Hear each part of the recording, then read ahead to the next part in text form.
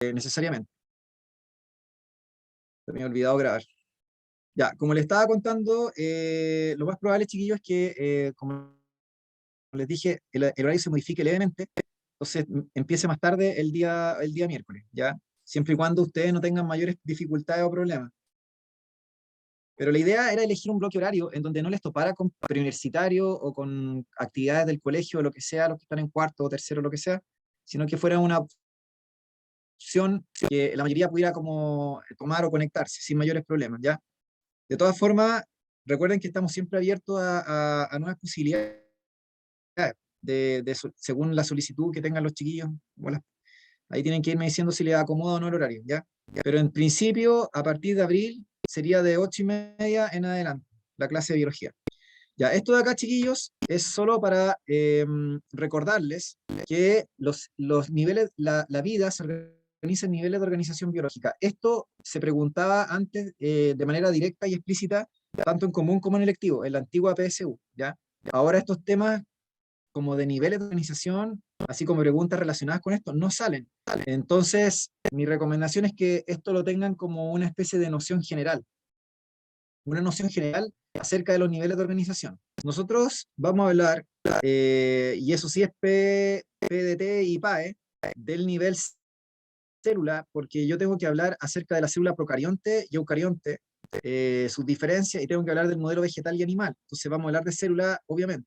Pero quiero primero señalar que los átomos, que son la unidad, ¿no es cierto?, básica de la materia, se organizan en moléculas, y tenemos dos clases de moléculas, las orgánicas y las orgánicas. Las orgánicas, recuerden que se organizan en base al átomo de carbono e hidrógeno y forman esqueletos que son estables, porque recuerden que el enlace covalente que se establece entre el átomo de carbono y los otros elementos químicos de la tabla periódica son elementos súper estables, son resistentes a la temperatura, a la vibración mecánica, etcétera. Entonces, se tienden a formar moléculas o estructuras que son súper estables, químicamente hablando. Y además, tienen la facultad de ser autoensamblables, ¿se entiende? O sea que se pueden pegar unas con otras. Entonces, esas propiedades no existen en las moléculas inorgánicas. La propiedad de autoensamblamiento no es una propiedad que ustedes me pueden decir que exista en la materia inorgánica. Puede haber un fenómeno de cristalización, si ustedes quieren, en las sales, pero eso no tiene nada que ver con el autoensamblaje. Entonces, las moléculas orgánicas que están hechas por elementos no metálicos de la tabla periódica de los elementos, como el carbono, como el hidrógeno, como el oxígeno, como el nitrógeno, etcétera, forman moléculas orgánicas que pueden a su vez unirse con otras moléculas orgánicas y por estas propiedades que yo le estoy diciendo de autoensamblaje. Entonces forman macromoléculas.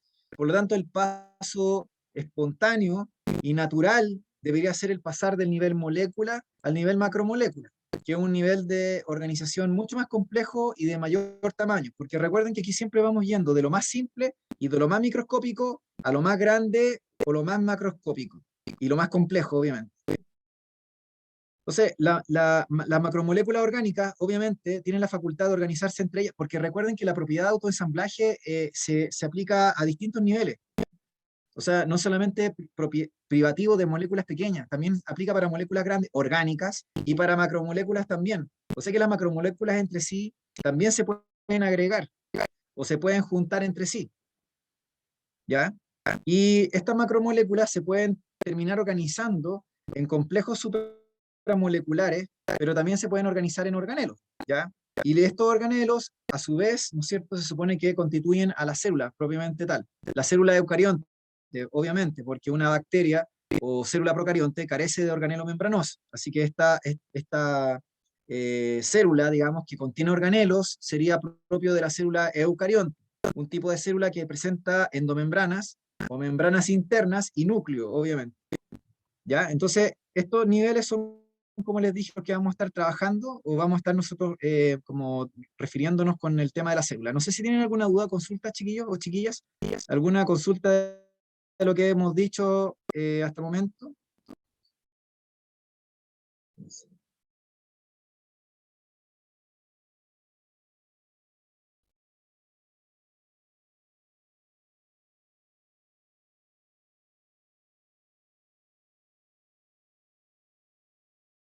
Ya, entonces, la idea es que participen, chicas, ya, participen, pregunten, interrumpan. Esta es la oportunidad, como les dije, de poder hacer cosas que no se hacen en un preu. Cuando yo trabajaba en preus tradicionales, ya, el que sea, no voy a citar ninguno, yo ahí seguía un programa y normalmente lo que hacía era trabajar con preguntas y uno sigue un programa. Aquí yo no sigo ningún programa, ¿entienden? O sea, podríamos estar en una clase hablando de cualquier cosa, literalmente. Entonces, aquí por eso les digo, está la oportunidad de que ustedes pregunten o también propongan temas, siéntense con esa libertad, ¿ya? De hecho, si ustedes se fijan, esto que yo le estoy hablando ahora, se supone que no sale explícito en la PAE, ¿ya? Porque tanto en la PAE como en la PDT se supone que se fueron comiendo parte de la información o de los contenidos que habían antes en la antigua PSU. O sea, lo que era biomoléculas orgánicas, por ejemplo, esa cuestión desapareció. Y todo lo que tenía que ver, por ejemplo, con características de los seres vivos, solo algunas cosas quedaron, pero como que se hace un salto desde la materia de habilidad de pensamiento científico a lo que es célula procarionte y eucarionte y como que queda un vacío. Entonces, yo quiero hacer como una pequeña como contextualización, porque encuentro que es como poco sano pasar así como de la nada dejando vacíos. ¿Ya? Entonces, súper general. Los seres vivos se caracterizan por tener algunas propiedades, ¿ya?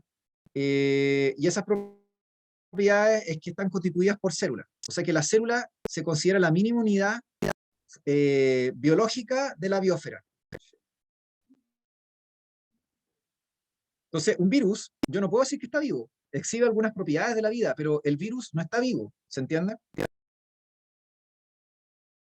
Tenga membrana o no, sea de ADN o no sea de ADN. ¿Ya? Y por otra parte, las células tienen una composición química y molecular característica. Entonces pueden decir que las células tienen silicio en alta proporción, o que tienen en alta proporción algún elemento radioactivo, por ejemplo, porque eso no es cierto. Hay una composición porcentual que es universal. De hecho, las biomoléculas orgánicas tienen una composición porcentual que es de carácter universal. Entonces, todos los seres vivos comparten una composición porcentual a grandes rasgos que es casi la misma en términos de porcentaje. ¿Ya? También los seres vivos presentan metabolismo, es una propiedad que ustedes solo observan en los seres vivos, en las células en in vitro, ¿ya? O sea, in vitro, perdón, in vivo quiero decir. No lo pueden observar en un laboratorio.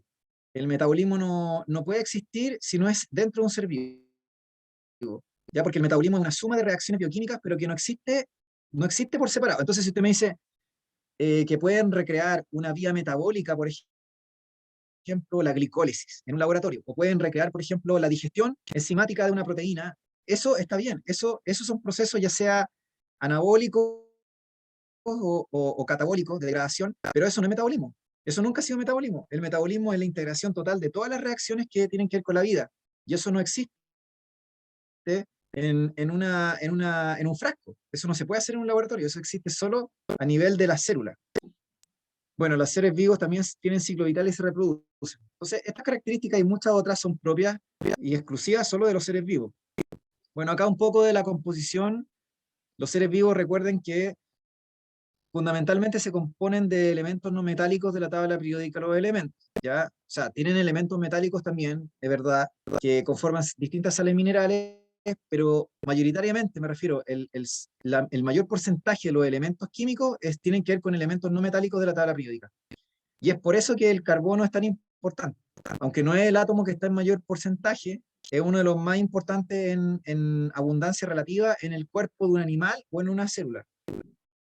Además, como les dije anteriormente, los seres vivos se estructuran en base a moléculas orgánicas.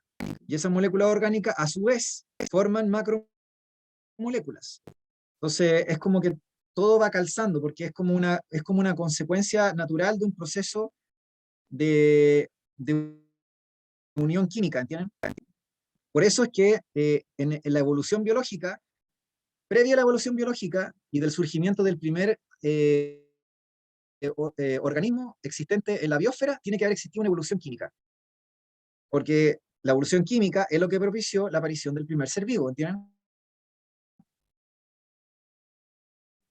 Ya acá están, ¿no es cierto?, como un poco más eh, mencionadas las características de los seres vivos, que son, aquí me interesa fundamentalmente dos como propiedades importantes que son la homeostasia y el metabolismo. Primero, la homeostasia, como concepto, lo tienen que saber todos, sean de módulo común o sean de mención. PDT o PAE, da igual. La homeostasia como concepto tiene que ver, ¿no es cierto?, con lo que es hormonas, ¿no es cierto?, lo que son los procesos de crecimiento y desarrollo.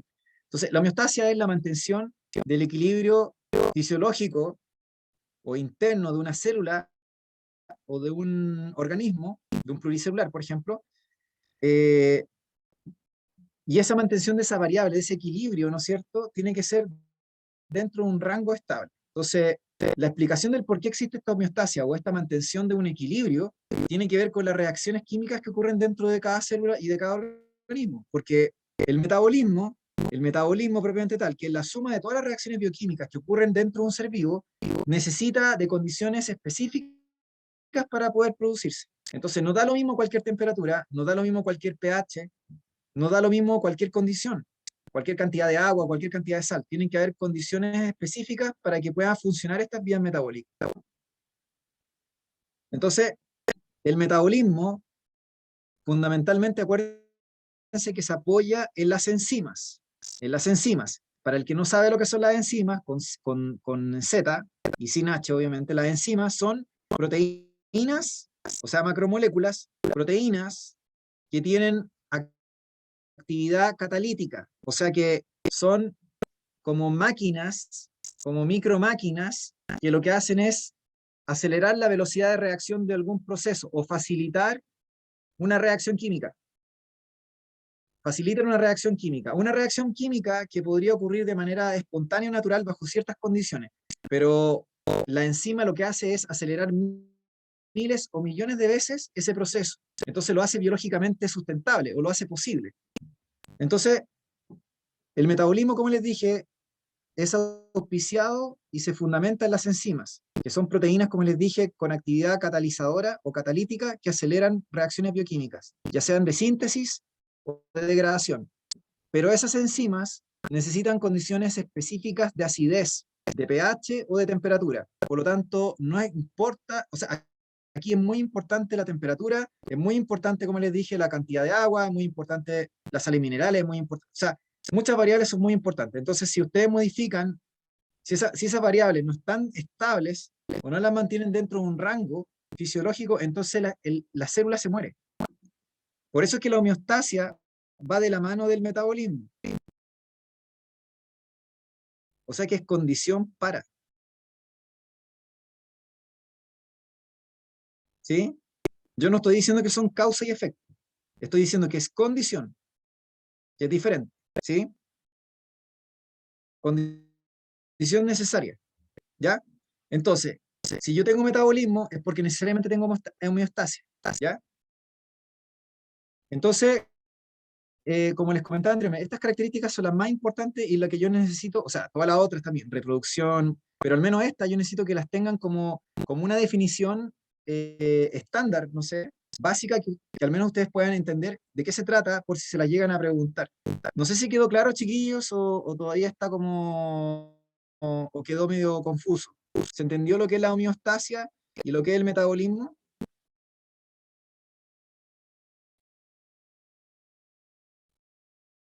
Chicas, chicos.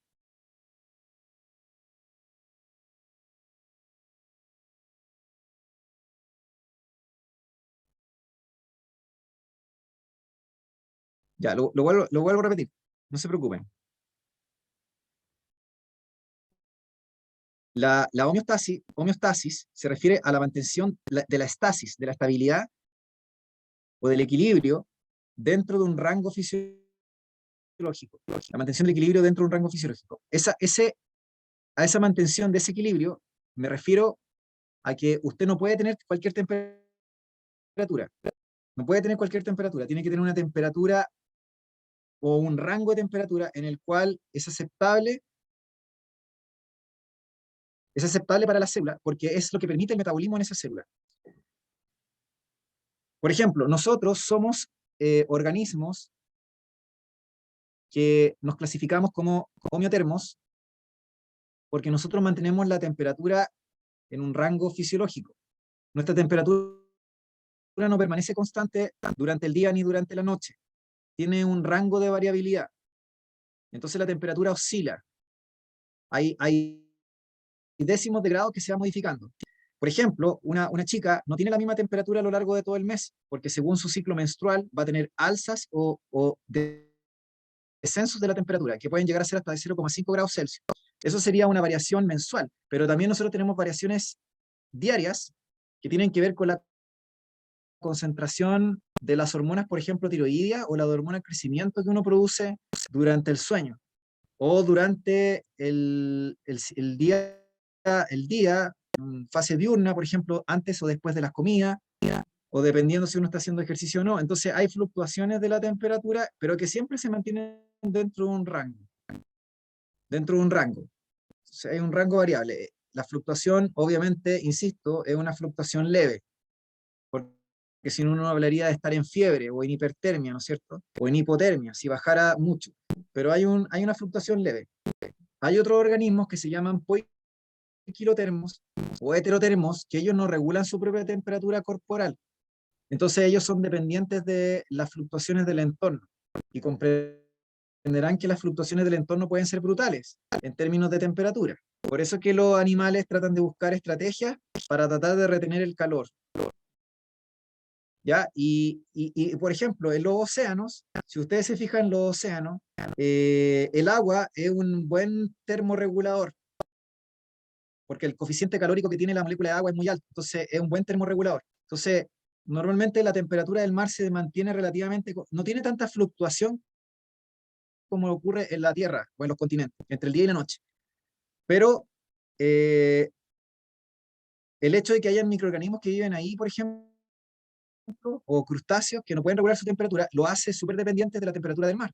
Entonces basta con que usted modifique levemente los grados del agua para que afecte gravemente el funcionamiento de estos animalitos, el metabolismo de estos invertebrados, o de estos crustáceos, o de estas células, porque son dependientes de la temperatura del ambiente, ¿entiendes? Y no pueden termorregular como nosotros. Entonces la homeostasia de ellos, la homeostasia de la temperatura de ellos, no la pueden regular. No pueden regular la temperatura. No tienen homeostasia de la temperatura. No tienen homeostasia de la temperatura. Entonces, como no tienen homeostasia de la temperatura, están más susceptibles de morir por fluctuaciones del entorno. Entonces, cuando uno modifica la temperatura de los océanos, aunque sea levemente, hace un trastorno completo de toda la cadena trófica. Porque comprenderán que los invertebrados, primero el fitoplancton y por supuesto después el plancton, que son los invertebrados como yo les contaba anteriormente. Todos ellos son los que sustentan la pirámide alimenticia. Entonces, si usted daña gravemente las bases de la cadena, entonces afecta todo lo que viene después. Entonces, el cambio climático, ¿no?, o el calentamiento de los océanos es súper negativo para los ecosistemas. ¿Por qué? Porque está como llevando al extremo las capacidades homeostáticas de estos seres vivos que carecen de termorregulación. Bueno, también imagínense, los océanos se están acidificando también producto de la contaminación, entonces son varias como variables que se están afectando en la homeostasia de estos seres vivos y tienen impacto directo sobre el metabolismo de ellos. Entonces, si el metabolismo se afecta, pueden dejar de funcionar. eh, Primero se pueden enfermar, eso sería lo primero. Se hacen susceptibles de infecciones, de ataques de parásitos, no sé, entonces aumenta su mortalidad o derechamente se muere. ¿Ya? Ya, en fin. Entonces, homeostasia, la mantención de las variables fisiológicas. ¿Sí? ¿Preguntas?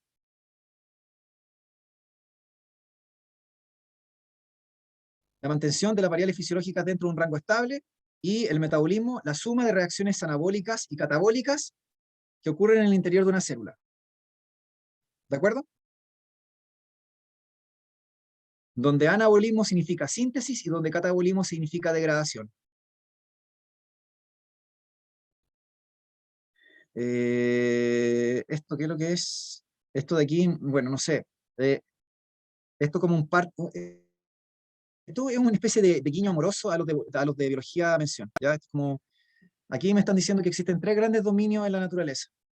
¿Ya? Tres grandes dominios dominio de la naturaleza, que sería la clasificación más grande que existe de los seres vivos, y que son dominios filogenéticos, porque lo que estoy haciendo es clasificar a los seres vivos según la secuencia, según el gen más conservado de la naturaleza. O sea que da lo mismo cuál sea la especie y cuáles sean los millones de años de diferencia en la cual hayan divergido evolutivamente desde un ancestro común. Entonces, el gen más repetido y que se encuentra más conservado de toda la naturaleza son los genes que conforman a los ribosomas. Nosotros los tenemos millones de veces repetidos en nuestros cromosomas. Pero además, la secuencia de la subunidad menor del ribosoma es la secuencia más conservada de toda la naturaleza, porque es un gen universal. De hecho, yo diría que es el gen más importante de todos los tiempos.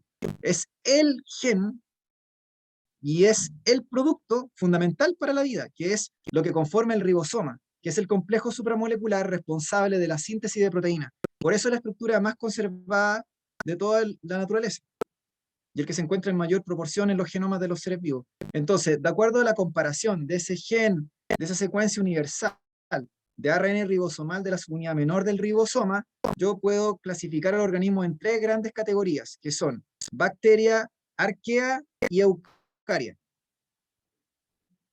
De acuerdo a este modelo o a esta clasificación filogenética, nosotros estamos más emparentados con las arqueobacterias que con las bacterias. De hecho, las arqueas, al menos respecto a esta secuencia de este gen, tenemos como una homología bastante alta.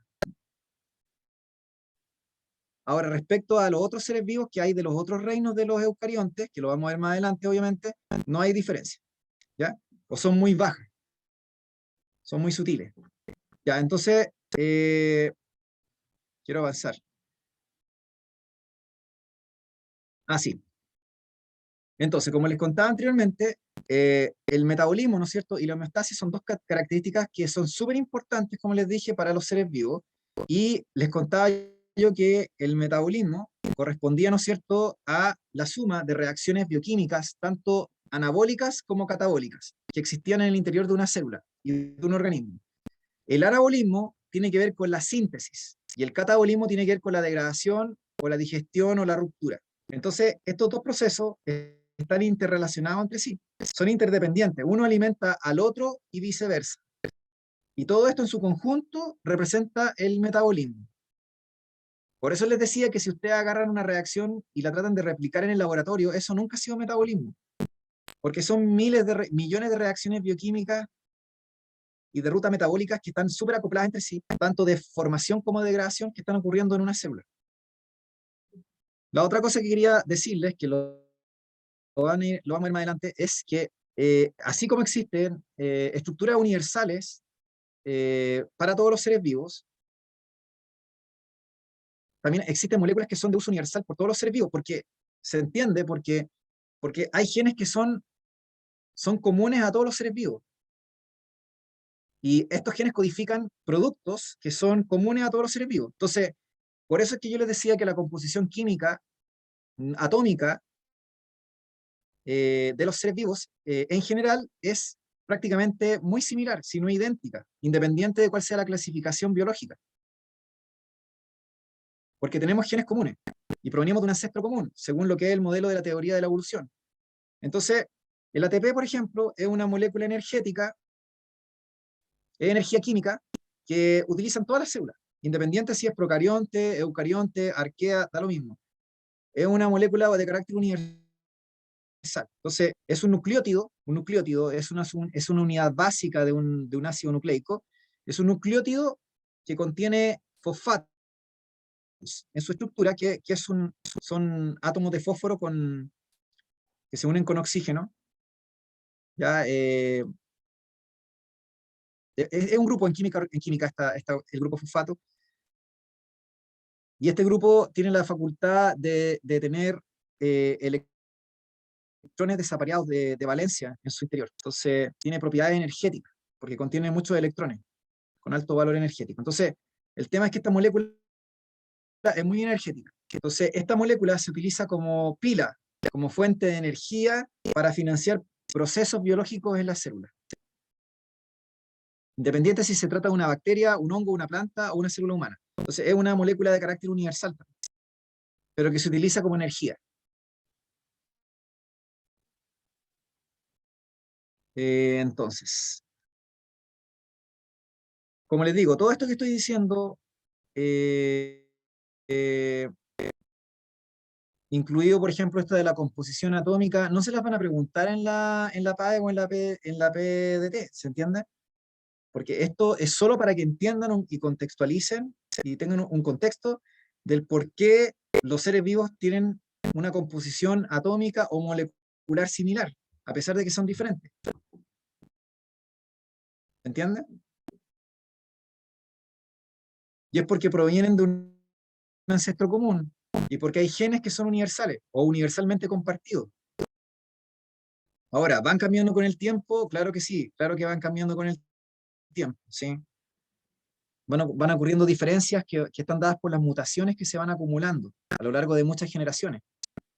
Pero lo que quiero decir en el fondo es que igual hay secuencias que son altamente conservadas y esas son las que se pueden comparar entre los seres vivos existentes para poder establecer relaciones de parentesco, que es lo que hace la taxonomía en el fondo, gracias a la genética obviamente ahora en la actualidad. ¿Ya? Entonces, como les contaba anteriormente, los seres vivos tienen una composición atómica característica, donde el átomo de carbono, hidrógeno y oxígeno son los que se encuentran en el mayor porcentaje o proporción, y ya les dije que esto no es solo de una célula o de un animal, esto es como de tipo, son porcentajes que comparten prácticamente todos los seres vivos, ¿ya? Obviamente el elemento que está en mayor proporción es el oxígeno, porque recuerden que nosotros mayoritariamente somos agua. Entonces, da lo mismo si uno es un animal o una bacteria acuática, porque lo que más tenemos siempre va a ser agua. Entonces el oxígeno obviamente va a ser el elemento que va a estar en mayor porcentaje. Y después viene el carbono y el hidrógeno y el nitrógeno. Ya, en fin, como les contaba anteriormente, esa composición, ¿no es cierto?, atómica, que es propia o característica de los seres vivos en general, permite tener moléculas orgánicas, las cuales les dije que se juntaban entre ellas, o tenían la capacidad de agregarse, de autoensamblarse. Entonces eso traía como consecuencia que los seres vivos estuvieran formados por macromoléculas orgánicas, que son como producto del ensamblaje de estas moléculas orgánicas. Pero eso no quita que tengamos también moléculas inorgánicas en nuestro cuerpo, porque el agua, por ejemplo, y las sales minerales son moléculas inorgánicas. Igual las tenemos presentes, obviamente. Igual son necesarias para la vida. ¿Ya? ¿Ya? ¿Preguntas o consultas, chiquillos, hasta el momento? Profe, yo tengo una La parte pregunta. de biomoléculas, dígame, escucho. ¿Qué es el ácido nucleico? Sé que es algo básico, pero se me olvidó el concepto. Ya, lo que pasa, chiquillos, es que aquí empezamos con lo que yo les digo. La PDT y la PAE se supone que sacó esta materia del temario. Entonces, antiguamente, la PSU antigua que existía del 2019 hacia atrás, se supone que los estudiantes tenían que pasar primero esto, que es el paso lógico para pasar a la parte de células, ¿ya? Pero lo que hicieron ahora fue sacarlo.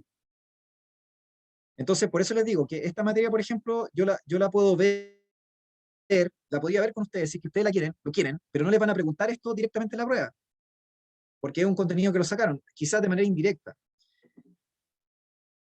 Entonces, los ácidos nucleicos corresponden a un tipo de molécula orgánica que está formada por átomos de carbono, hidrógeno, oxígeno, nitrógeno y fósforo. Estos átomos forman una estructura que se conoce como nucleótido. El nucleótido es la unidad básica de los ácidos nucleicos, y los ácidos nucleicos básicamente son de dos tipos, que se forman a partir de la unión de muchas de estas unidades de nucleótidos. Porque ya les dije que las moléculas orgánicas polimerizan, o sea, pueden unirse unas con otras, tienen la posibilidad de ensamblarse. Entonces, los ácidos nucleicos son de dos tipos, los ácidos desoxirribonucleicos y los ácidos ribonucleicos.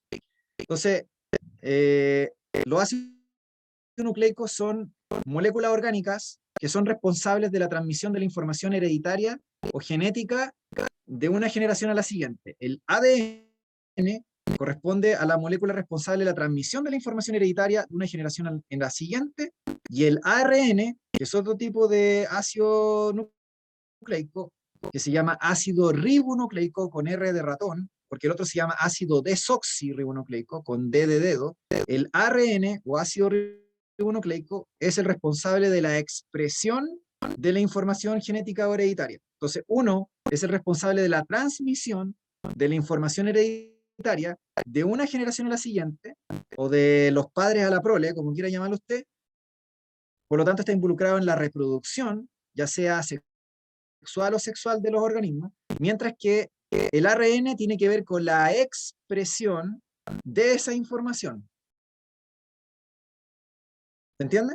Entonces, si usted me pregunta qué es lo que son moléculas que tienen que ver con la transmisión o la expresión de la información genética.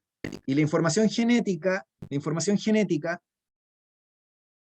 información que viene codificada en lo que se conocen las bases nitrogenadas, ya así se llaman las bases nitrogenadas, que son letras, que uno normalmente la ve con letras, la simboliza con letras, que son adenina, timina, citosina, guanina, no sé si alguna vez la escuchó.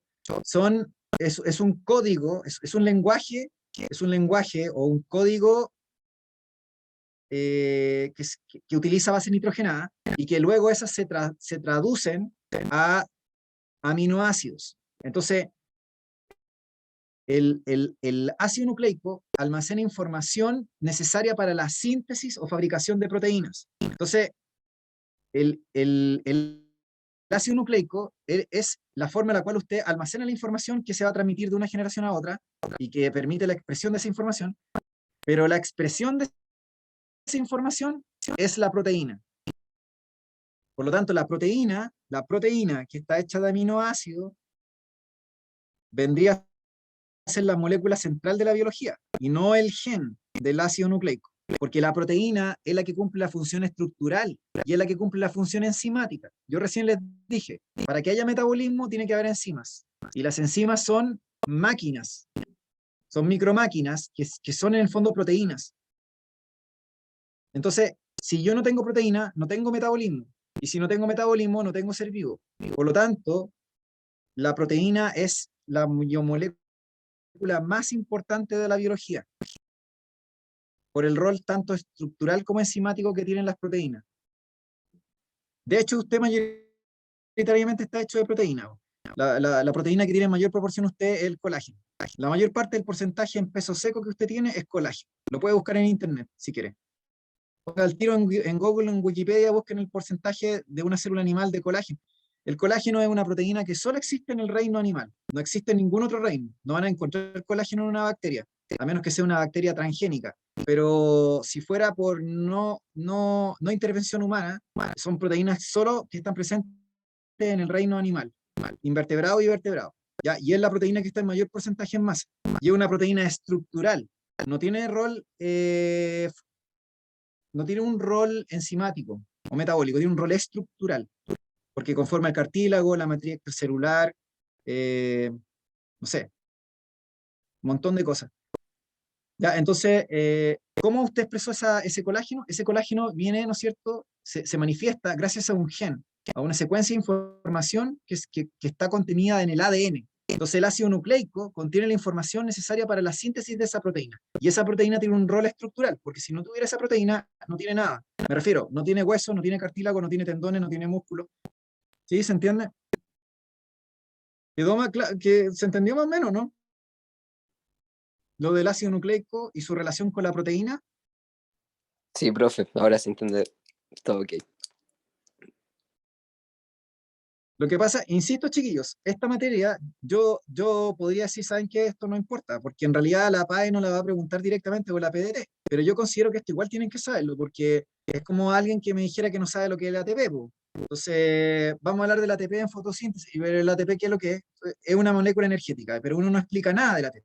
Entonces, yo considero que, claro, es necesario que se vean como los pasos previos. Entonces, si ustedes quieren, yo puedo profundizar en estas cosas, mm, o al menos algo general, pero no para PAE, ¿se entienden? Sino para que ustedes entiendan mejor la otra materia, pero tienen que decírmelo, ¿se entiende?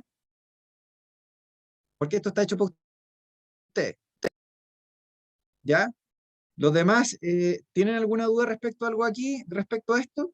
O respecto al ATP, no sé, o el concepto de metabolismo. Chiquillas, chiquillos.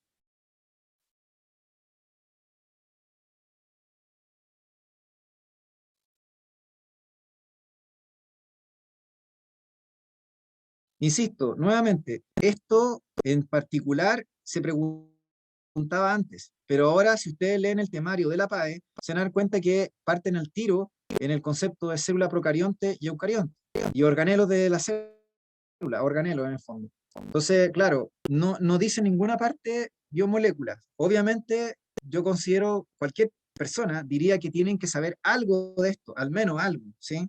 Porque es como la base para entender lo otro. Pero de que se vaya a preguntar directamente como pregunta, así como, no sé, dígame la diferencia entre una proteína y un ácido nucleico, o la diferencia, o respecto a los lípidos, ¿es correcto afirmar que? Esas eran preguntas de la PSU, de la antigua PSU.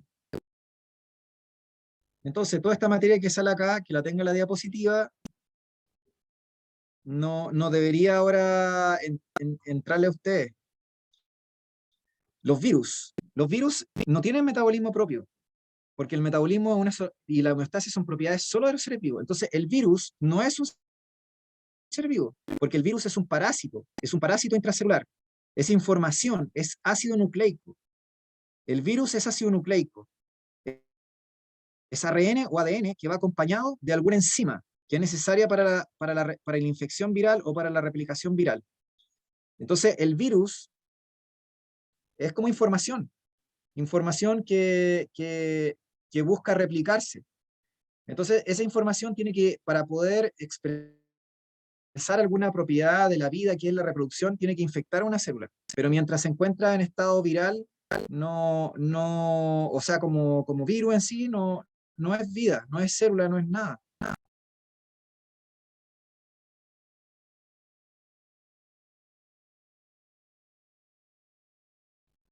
¿Ya? No sé si se entiende.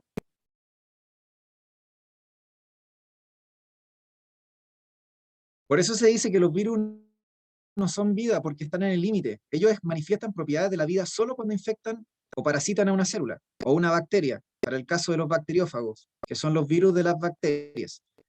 Pero cuando están en estado viral o como virus aislado, no son vida, no pueden reproducirse, no tienen metabolismo, no tienen homeostasia. ¿Se entiende? Y de hecho debe ser mucho más fácil poder tener un virus activo, sacarlo no sé, pues, de ese estado, por así decirlo, que una célula, por así decirlo. O es mucho más fácil revivir un virus, por así, no sé cómo decirlo en cierta forma, porque en realidad nunca estuvo vivo. Si esa cuestión es muerto. No es materia viva, no es vida, pero una célula sí, po. Bueno, esto de aquí era un poco lo que yo explicaba antes, como materia PSU, que yo decía que todas las biomoléculas orgánicas que ustedes ven ahí, carbohidratos, lípidos, proteínas y ácido nucleico, tienen la característica de que comparten, de que todos tienen unidades básicas que tienen la facultad de ensamblarse, ¿ya? Y se ensamblan gracias a una proteína, a una enzima que ayuda a que se junten, obviamente, estas moléculas entre sí. Porque ya les dije que las enzimas son las proteínas responsables del metabolismo, ya sea procesos de síntesis o construcción, o procesos de lisis o degradación o ruptura, que serían lo equivalente de los procesos catabólicos. Entonces, anabolismo es síntesis y catabolismo es degradación. Entonces, los procesos de formación de macromoléculas orgánicas tienen esta premisa del ensamblaje de las moléculas. Pero como les dije, esto puede ocurrir en condiciones espontáneas, siempre y cuando tengan una temperatura que permita este proceso, eh, pero la enzima lo que hace es acelerar este proceso cientos o millones de veces. Entonces, facilita el proceso de funcionamiento de un ser vivo. Entonces, la polimerización puede ocurrir en condiciones naturales o espontáneas, claramente, pero la enzima, desde el punto de vista biológico, acelera este proceso en una célula, como les dije, miles o millones de veces más rápido. Entonces, se hace viable desde el punto de vista biológico, porque los seres vivos tienen requerimientos diarios e inmediatos. No pueden estar esperando, no sé, por una semana completa o no sé, o muchas horas, tiene que ser algo rápido. Entonces la polimerización consiste en que ustedes van juntando cosas, van juntando monómeros o unidades menores entre sí, y se van formando macromoléculas, y en cada unión que se va haciendo, se va liberando una molécula de agua en este proceso. Ya, pero insisto, esto ya entra en biomolécula, y como les dije, se supone que esto lo dejaron lo dejaron como aparte, ¿ya? Yo no tengo problemas, chiquillos, insisto, en volver a retomar esto, y si quieren verlo con profundidad o con mayor profundidad, a mí yo no tengo ningún problema, insisto, acá yo no sigo un programa. ¿Ya? Entonces, estas biomoléculas, como ustedes se dan cuenta, son de carácter universal, porque todos los seres vivos, no me importa si una bacteria, un hongo, una planta o lo que sea, tienen estas biomoléculas. Así como les dije que la ATP era una molécula energética universal, así como el ribosoma, les dije que es la estructura más conservada de la naturaleza y que tiene la función universal de síntesis de proteína. Entonces, estas biomoléculas orgánicas obviamente las van a encontrar en todos los seres vivos. La glucosa la van a encontrar en todos los seres vivos. Los ácidos grasos también. Van a haber diferencias entre animales o entre seres vivos o entre distintos grupos de seres vivos, claro que sí, pero el grueso de la composición atómica de las moléculas o el ladrillo básico de las macromoléculas orgánicas es el mismo, porque ya les conté que hay genes universales y provenimos de un ancestro común. Entonces es lógico que la información sea común y es lógico también que las moléculas, al menos basales, sean comunes. Entonces, árbol que ustedes ven aquí, que es un árbol un poco más antiguo que el que les mostré antes, que era un árbol filogenético, que les dije que era un guiño a evolución, a los de mención de biología. Aquí se muestra más o menos algo parecido, solo que no me habla de dominios filogenéticos, aquí me habla de reinos. El reino es una categoría de clasificación de los seres vivos que es inferior a la del dominio. El dominio es la más amplia y luego viene el reino como una subcategoría. Es como si yo les dijera el planeta Tierra, o sea, la humanidad, todos los seres humanos, y luego yo les digo los americanos, ¿no? Como si yo me refiriera a todos los seres humanos que viven en el continente americano, desde Canadá en el norte hasta Chile y Argentina en el sur.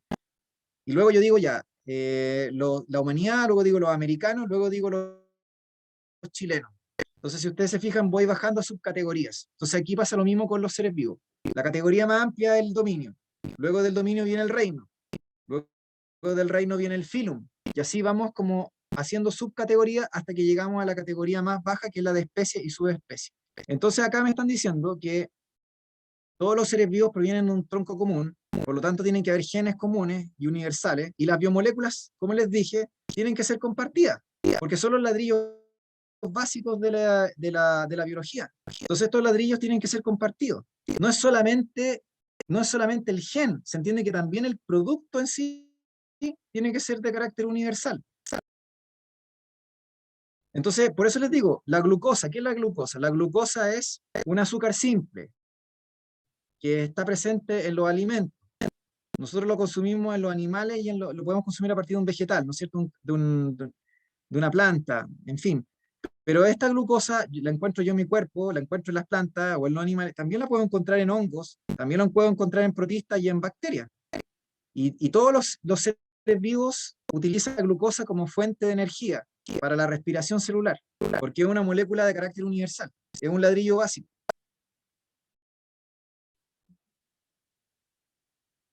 Entonces, si ustedes se fijan, al final todo apunta, todo lo que les he tratado de decir, como que va apuntando hacia lo que es el concepto de célula, hacia lo que es el concepto de ser vivo, obviamente, y hacia lo que es la célula, obviamente, procarionte y eucarionte, que es lo que finalmente tenemos que llegar a estudiar. Y que eso sí es PAE y PDT. Ya, entonces, chiquillos, como les dije anteriormente, la idea es que a partir de la próxima semana vamos a hacer un aviso y todo. Yo las clases las haría, lamentablemente no las puedo hacer a las 8, voy a partir a las 8:30, como les dije anteriormente. Hay que ver si tienen muchas dificultades o no, entonces lo podemos cambiar a otro horario, pero al menos en principio a partir de abril va a tener que ser así, al menos los miércoles, si no tendría que haberlo corrido para otro día.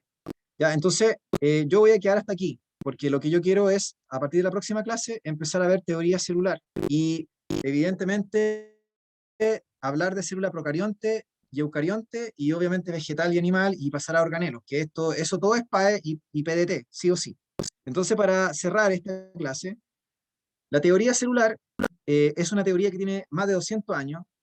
Recuerden que la teoría es un articulado lógico, ¿no es cierto? Una construcción teórica que se elabora a partir de un conjunto de hipótesis que han resultado ser válidas a lo largo del tiempo y que han resistido la experimentación científica. Y esta teoría se apoya en evidencia empírica y observacional. Y la teoría tiene un rol explicativo de los fenómenos. Entonces, la teoría celular en el fondo explica cómo están constituidos los seres vivos. Entonces, una de las cosas que dice es que todos los seres vivos, independiente de la clasificación taxonómica, independiente del reino o del dominio, están constituidos por células, porque la célula es la mínima unidad de vida de la biosfera y es la unidad estructural de todos los seres vivos. Entonces aquí no caen los virus, porque los virus no son células, así que no puedo decir que el virus es vida. Por otra parte, la célula es la unidad funcional o metabólica de los seres vivos, porque el metabolismo, yo les dije que existe solo in vivo, solo en un ser vivo. No existe en un vaso de plástico o en una cápsula Petri en un laboratorio. Es el conjunto de rutas metabólicas que está ocurriendo a nivel de la célula. Entonces, la unidad funcional de un ser vivo no es el corazón, en el caso de un animal, ¿entienden? O el estómago, no sé. La unidad funcional es la célula. Ya sea un unicelular o un pluricelular. La célula es la unidad de origen, porque todo ser vivo proviene de otra célula preexistente. Se supone que toda célula proviene de otra preexistente y todo ser vivo proviene de otro ser vivo anterior que le dio origen, ya sea por reproducción sexual o asexual. Esto es válido obviamente para los seres vivos actuales, porque si usted me dice cómo surgió la vida en el origen de la vida, o sea, hace 3,5 mil millones de años atrás, ahí yo tengo que decir que el primer protoorganismo o protocélula surgió a partir de la evolución química y a partir de ahí comenzó la evolución biológica. Entonces, claro, la química dio origen al primer protoorganismo, o protocélula, pero yo estoy hablando aquí de la teoría celular de los organismos existentes en la actualidad. No estoy preguntándome por el origen de la vida. Entonces, la célula es la unidad de origen de todos los seres vivos. Todo ser vivo proviene de otro preexistente. O toda célula proviene de otra preexistente. Y por último, la célula es la unidad genética o reproductora de los seres vivos, porque la célula contiene la información genética o hereditaria necesaria para la síntesis o para la elaboración o para la articulación de un ser vivo. Y esto, por ejemplo, se ve súper claro en los gametos o en las células sexuales. Ustedes tienen que las células sexuales, óvulos y esperma, tienen la información genética de los progenitores o de la familia de los progenitores, para ser más exacto, ¿ya? Parte de la información genética de la familia de los progenitores. Entonces, estos gametos se unen y forman un cigoto o embrión, un nuevo ser humano o un nuevo ser vivo. Entonces, ahí se entiende que la célula es la unidad genética, porque porta el ADN, porta la información hereditaria necesaria para la síntesis de un nuevo ser vivo. ¿Ya? Entonces, estos son los postulados de la teoría celular. Ya, chiquillos, no sé si tienen alguna duda o consulta.